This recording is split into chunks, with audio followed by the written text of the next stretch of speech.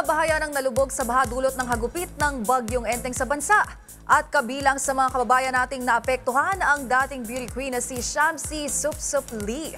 Ang sinapit ng kanilang tahanan, silipin sa Showbiz Report na ito. Maging ang tahanan ng dating beauty queen na si Shamsi Supsup Lee di nakaligtas sa pananalasa ng bagyong Enteng sa bansa.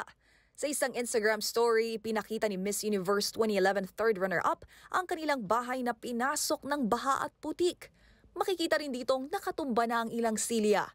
Ang insidenteng ito na kumpara ni Shamsi sa naging karanasan noong hagupit ng bagyong Ondoy taong 2009. Kaugnay niyan, nagpaabot ito ng mensaheng hope everyone is safe and sound. Maliban sa pagiging direktor ng Miss Universe Philippines Organization, isa ring architect si Shamsi Supsup.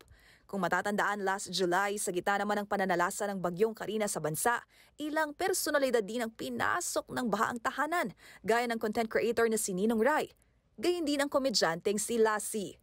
Samantala, batay sa ulat ng Pag-asa, nakalabas na ng Philippine Area of Responsibility ang bagyong Enteng.